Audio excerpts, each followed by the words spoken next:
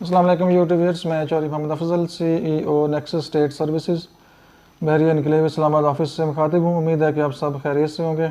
आज बहुत important topic है और बहुत ही इंपॉर्टेंट वीडियो है उन लोगों के लिए जो बहरिया इनकलेव शिफ्ट होना चाह रहे हैं या फ्यूचर में प्लान कर रहे हैं बहरिया इनकलेव में आने का। तो यहाँ का जो लिविंग एक्सपीरियंस है वो कैसा है, और मैंने जो यहाँ पे 8-9 महीने मुझे हुए हैं यहाँ शिफ्ट हुए, तो मैंने जो यहाँ पे अपना एक्सपीरियंस किया है वो कैसा है, तो वही आपसे शेयर करूँगा क्योंकि आई कैन बेटर एक्सप्लेन।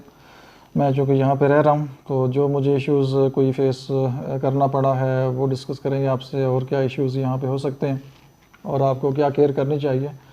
तो एक वीडियो हेल्पफुल होगी आपके लिए, और कोशिश करें कि वीडियो को मुकम्मल देखें। और जो भी आपके दोस्त अहबाब हैं जो इंटरेस्ट रखते हैं बहरिया इनकलेव में रहने का प्लान कर रहे हैं या यहाँ पे बाइंग का प्लान कर रहे हैं, तो होपफुली उनके लिए वीडियो बड़ी सूटेबल होगी।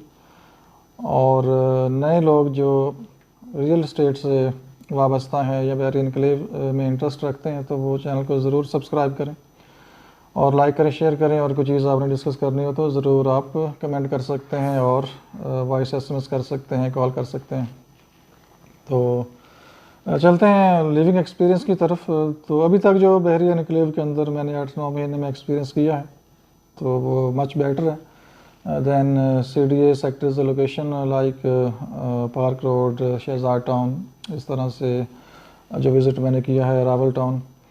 और बाकी जो इस्लामाबाद के मेन सेक्टर हैं वो तो डेफिनेटली अच्छे सेक्टर हैं, जैसे F सीरीज़ है, G सीरीज़ है, E सीरीज़ है। अच्छे जो पोश एरियाज़ हैं जहाँ पे हाई फाई लोग रहते हैं, तो वहाँ तो मैनेजमेंट बेटर है और प्रॉपर क्लीनिंग सिस्टम, डस्टबिन, हर चीज़ प्रॉपर वहाँ पे मिलती है। बैंक्स करीब मिलते हैं, लैब्स मिलती हैं आपको, स्कूल सिस्टम है, कॉलेज यूनिवर्सिटी सारा करीब करीब आपको मिल जाता है जो पोश सेक्टर्स हैं। और अगर आप बाकी जो सराउंडिंग एरियाज़ हैं इस्लामाबाद के, वहाँ की बात करें, तो जो मैंने 4-5 साल शहजाद टाउन में गुजारे और उसके बाद फिर बहरिया इनकलेव का जो एक्सपीरियंस किया, तो मैंने बहरिया इनकलेव को मच बेटर फील किया है एज़ कम्पेयर टू जो इस्लामाबाद के सराउंडिंग एरियाज़ हैं। और वहाँ पे अगर आप देखें तो प्रॉपर आपकी जो स्ट्रीट्स हैं वो टूट फूट का शिकार रहती हैं। बारिश जब होती है तो सम टाइम पानी के इश्यूज़ भी आते हैं। इस तरह से क्लीनिंग का सिस्टम प्रॉपर नहीं है वहाँ पे, डस्टबिन आपको नहीं मिलती, बैंक्स प्रॉपर पास पास आपको मतलब सोसाइटीज़ के अंदर नहीं है, वहाँ पे टाउन के अंदर नहीं है। इस तरह से मेन जो स्कूल हैं वो आपको करीब तरीन सोसाइटी के अंदर, टाउन के अंदर नहीं मिलते। पार्क रोड पे आपको जाना पड़ता है, मीन्स के टाउन से आउट आपको जाना पड़ता है, ठीक है। तो बाकी जो एक बंदा बाहर अगर वॉक भी करता है तो उसको फील होता है कि एक कंफर्ट लेवल होता है, तो वहाँ पे वो आपको महसूस नहीं होता। और लोड शेडिंग भी वहाँ पे काफ़ी होती है। जब गर्मियाँ होती हैं तो 4-4, 5-5 घंटे आपको लोड शेडिंग का सामना भी करना पड़ता है। और अगर बारिश कोई आंधी आ गई है तो फिर भी आपकी बिजली 8-10 घंटे वहाँ से गायब होती है। और फिर आप कॉल करते हैं तो फिर 4-5 घंटे बाद उनकी टीम आती है, वो आके उसको रेक्टिफाई करती है, प्रॉब्लम्स देखती है। समटाइम ट्रांसफार्मर का इशू आ जाता है। तो अगर इन चीज़ों को देखा जाए तो बहरिया इनकलेव की जो लाइफ है वो बहुत अच्छी लाइफ अभी तक मैंने जो फील किया है। और यहाँ पे जो मुझे कोई इश्यूज़ 1-2 महसूस हुए हैं वो भी आपसे फेयरली डिस्कस करूँगा। नंबर वन पे ये है कि वाटर के इश्यूज़ यहाँ पे काफ़ी लोग आप सुनते होंगे या आपने देखा होगा, लोग अक्सर कमेंट्स में भी कर रहे होते हैं, no water, no gas, no security, और भी पता नहीं क्या क्या, कुछ भी नहीं है। तो फिर मेरा एक ही क्वेश्चन होता है कि why you are living in Bahria Enclave. जब यहाँ पे कुछ भी नहीं आपको मिल रहा तो फिर आप यहाँ पे क्यों रह रहे हैं? फिर आप यहाँ से कहीं और शिफ्ट हों। जो आप फील करते हैं जी बहरिया इनकलेव से कोई मच बेटर सोसाइटी है, तो फिर आप वहाँ मूव कर जाएँ। तो एक तरफ आप यहाँ पे रह भी रहे हैं, बहरिया इनकलेव की लाइफ को एंजॉय भी कर रहे हैं, और दूसरी तरफ आप इसकी वो क्या कहते हैं, इसको क्रिटिसाइज़ भी कर रहे हैं। तो ये कोई अच्छी बात नहीं है। इश्यूज़ हर जगह पे होते हैं, और कुछ इश्यूज़ ऐसे होते हैं जो सॉल्वेबल होते हैं, जिनको सॉल्व किया जा सकता है, और कुछ इश्यूज़ ऐसे होते हैं जो आपके कंट्रोल में नहीं होते। जैसे रोड्स हैं, ये आपके कंट्रोल में नहीं है। इस तरह से बैंक्स आपके कंट्रोल में नहीं है, ठीक है। इस तरह से हॉस्पिटल्स आपके कंट्रोल में नहीं है। प्रॉपर मार्केट्स को मेंटेन करना या मार्केट डेवलप करना या मार्केट्स इस्टेब्लिश करना आपके कंट्रोल में नहीं है। तो जो चीज़ आपके कंट्रोल में है उसको आप बेटर मैनेजमेंट के ज़रिए मैनेज कर सकते हैं। जैसे वाटर का इशू है, तो मैं अपना एक्सपीरियंस ही आपसे शेयर कर सकता हूँ, बाकी XYZ का मुझे नहीं आइडिया कि उनके किस लेवल पे उनका इशू है। तो 7-8-9 महीने में जो मैंने फ़ेस किया है, तकरीबन 2-3 दफ़ा वाटर का इशू मैंने फ़ेस किया है, और वो भी मिस मैनेजमेंट की वजह से। और मैनेजमेंट ये है कि जब पानी का टैंकर आता है तो आपने जो नीचे वाली टैंकी है उसको खाली करना होता है, वो पानी आपने ऊपर लेके जाना होता है, ऊपर वाली टैंकी में उसको फुल करना होता है। और फिर नीचे वाली टैंकी जब खाली हो जाती है तो जो बहरिया का टैंकर है वो नीचे वाली टैंकी को फुल कर देता है। तो मीन्स आपके पास 2 टैंकियाँ फुल हो गई, नीचे वाली भी टैंकी फुल हो गई है और ऊपर वाली भी। और ऊपर वाली टैंकी हो सकता है आपने रात को फिल की हो तो पानी यूज़ भी हो जाता है समटाइम, लेकिन कम से कम हाफ टैंकी आपके पास मौजूद होती है। तो मीन्स के नीचे वाला टैंकर भी और ऊपर वाला जो टैंकी है वो भी आपके पास मौजूद है। और एक दिन में इतना ही पानी यूज़ होता है घर के अंदर, और बहुत ज़्यादा यूज़ हो, बहुत बड़ी फैमिली हो तो उसमें हो सकता है कि आपको कोई इशू फेस करना पड़ भी जाए। लेकिन जो एक रीज़नेबल फैमिलीज़ हैं उनके लिए ये इतना पानी काफ़ी होता है, और वन डे में इतना पानी वो यूज़ कर सकते हैं और उनको कोई प्रॉब्लम नहीं होना चाहिए। और जो मैंने मैनेजमेंट की हुई है वो इसी तरह से ही है कि रात को हम नीचे वाला पानी सारा ऊपर शिफ्ट करते हैं, और नेक्स्ट डे मॉर्निंग टाइम 10-11 बजे पानी आता है तो वो नीचे वाला टैंकर फुल कर देते हैं। ठीक है। और सम टाइम आप जब पानी डाल रहे होते हैं तो साथ मोटर भी ऑन कर लेते हैं ताकि पानी और ऊपर चला जाए, तो वैसा भी आप कर सकते हैं। लेकिन ऐसा अगर आप करते हैं तो फिर थोड़ा रिस्क हो जाता है, क्योंकि नीचे सम टाइम पानी के में जो सरफेस नीचे होती है टैंकी उसमें कचरा वगैरह कुछ डस्ट वगैरह होती है तो साथ वो भी पानी के ऊपर चली जाती है। तो इसलिए कोशिश करें कि जब पानी वो डाल दें तो कम से कम 15-20 मिनट, आधा घंटा आपको वेट करना चाहिए, और उसके बाद आप पानी अपना ऊपर ले जा सकते हैं। तो नंबर 1 तो ये है। और सेकंड नंबर पर यह है कि कुछ लोड शेडिंग के इश्यूज़ भी चल रहे हैं मार्केट के अंदर, स्पेशली जब ये गवर्नमेंट चेंज हुई है तो उसके बाद ज़्यादा इश्यूज़ फेस करने पड़े हैं। और कुछ बहरिया बैकअप भी देता है और फुल बैकअप यहाँ पे नहीं है, लेकिन 2-3 घंटे आपको लोड शेडिंग भी फेस करनी पड़ जाती है। और सम टाइम जो पीछे टाइम गुजरा है जब पीक पे थी लोड शेडिंग तो 3 से 4 घंटे भी लोड शेडिंग होती रही है। लेकिन काफ़ी लोगों ने सोलर सिस्टम लगाए हुए हैं, और अगर जिसके पास सोलर सिस्टम नहीं है तो मेरी रिकमेंडेशन ये है कि आप एक UPS रखें घर में जो 2-3 फ़ैन चलाए, और एक बैटरी भी काफ़ी है। अगर थोड़ा ज़्यादा यूज़ है तो 2 बैटरी आप रखें और एक UPS रखें, तो मैक्सिमम 70-80 हज़ार या 1 लाख एक्सपेंसेस हैं। और जो अफोर्ड कर सकते हैं तो वो अगर ये लगा लेंगे तो उनको ये जो लोड शेडिंग 3-4 घंटे सम टाइम होती है, सम टाइम नहीं भी होती, तो ये उनके लिए कोई ऐसा इशू नहीं रहेगा। लेकिन आप एक इस इशू की वजह से आप ये नहीं कह सकते कि बहरी निकले में रहना ही नाकाबिले कबूल है, हम रहते ही नहीं हैं, तो ये कोई इंसाफ नहीं है। बहरिया की जो लाइफ एक्सपीरियंस है, जो स्टैंडर्ड है डेवलपमेंट का, जो लिविंग एक्सपीरियंस है वो बहुत अच्छा है। अगर आप बहरी इनक्लेव से आउट कहीं भी जाते हैं तो इस तरह की जो लाइफ एक्सपीरियंस है, जो लिविंग है यहाँ की और जो बाहर की लिविंग है, उसमें बहुत ज़्यादा डिफरेंस है। और जो मैंने फील किया है मैं वो आपके सामने उसका डिस्कस कर रहा हूँ। और इसके बाद एक तीसरा इशू गैस का आ जाता है। और मुझे अभी तक सर्दियों में थोड़ा सा प्रॉब्लम हुआ था जब हम स्टार्ट में आए थे, और कुछ इतनी नहीं थी, मैनेजमेंट का नहीं पता था कि कैसे चीज़ों को मैनेज करना है। तो उसके बाद हमने इसको भी मैनेज किया, और अभी तक हमें कोई इशू गैस का अभी तक नहीं हो रहा। एक सिलेंडर मंथली आपको मिलता है 10 से 12 kg का, और उसमें आपका जो टाइम ईज़िली गुजर जाता है। और अगर आपको बहुत ही कोई ज़्यादा यूज़ है तो आप एक सिलेंडर जो है वो बैकअप पे स्पेयर रख सकते हैं, और वो कोई इतना मसला नहीं है। जस्ट आपने फ़ोन कॉल करनी होती है और प्राइवेट नंबर्स ऑलरेडी मिल जाते हैं, और बहरी इनक्लेव के बिल्कुल पास सराउंडिंग में सिलेंडर मौजूद हैं, गैस एजेंसीज मौजूद हैं। तो वहाँ आप कॉल करेंगे तो वो आपको 2-3 घंटे के अंदर अंदर सिलेंडर डिलीवर कर देंगे। और अगर आपका जो मंथली सिलेंडर ख़त्म होता है तो वो आपको पता चल जाता है जब गैस प्रेशर कम हो रहा हो, तो आप उनको पहले ही कॉल कर दें और वो नेक्स्ट डे आपको सिलेंडर घर पे डिलीवर करके उसको फिट कर देंगे। जो भी आपका किचन है उसकी बैक साइड पे वो रख देंगे सिलेंडर, तो वो भी कोई इतना कोई मेजर इशू नहीं है।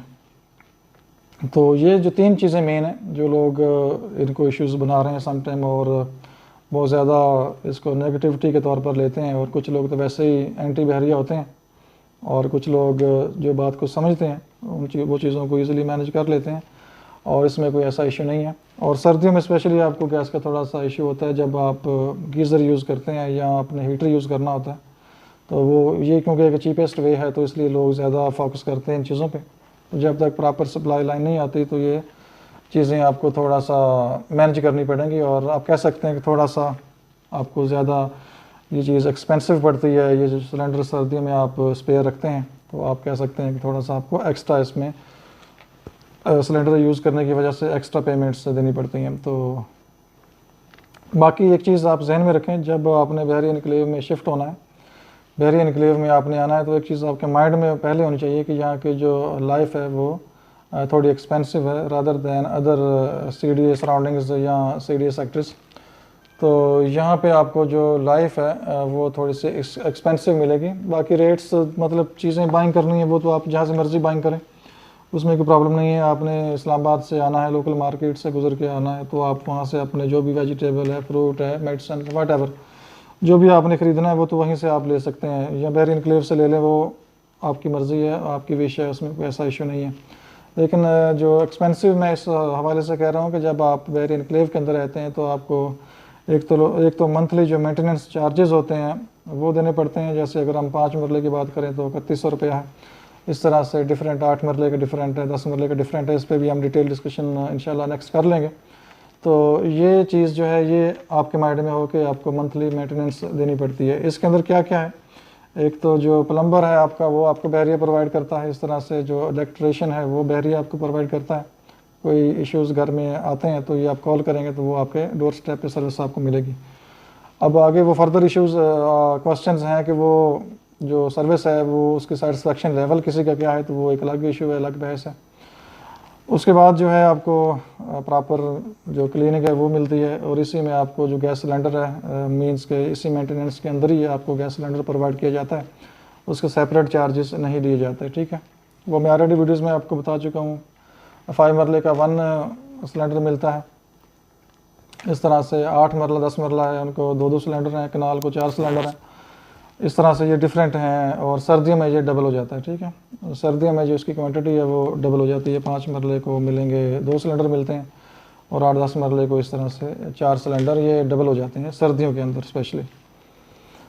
और दूसरी जो चीज़ मैं डिस्कस कर रहा था मेंटेनेंस के अंदर क्या क्या शामिल है, उसमें आपका जो सफाई है, गार्बेज लेके जाते हैं, इस तरह से गैस हो गई, इस तरह से जो वाटर हो गया आपका वो शामिल है, इस तरह से जो इलेक्ट्रिशियन है वो है, प्लम्बर है। तो ये चीज़ें जो है इसी मेंटेनेंस के अंदर आपको मिलती हैं। और दूसरा ये है कि जो बाहर लोन होता है वो भी पहले शामिल था इसमें, इसी इन्हीं चार्जेस के अंदर।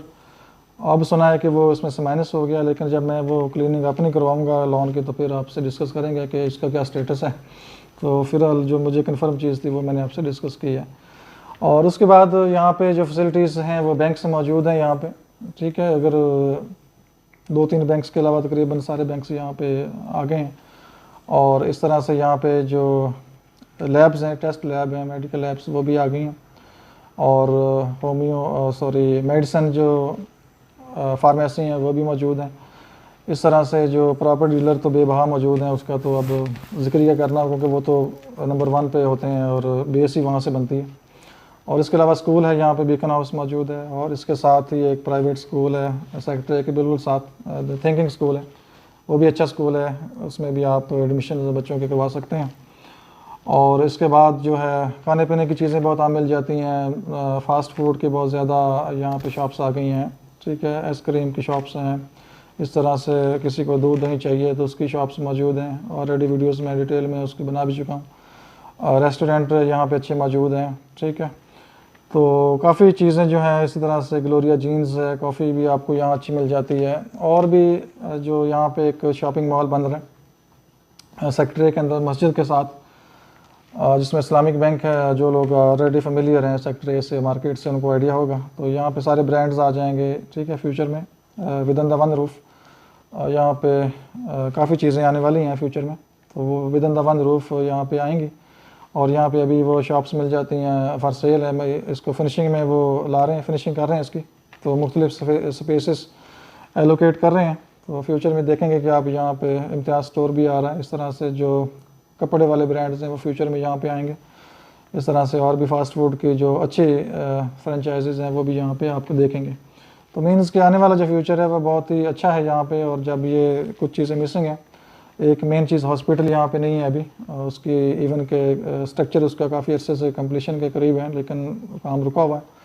और हो सकता है कि वो प्राइवेट पार्टी उसको बनाए, डेवलप करे।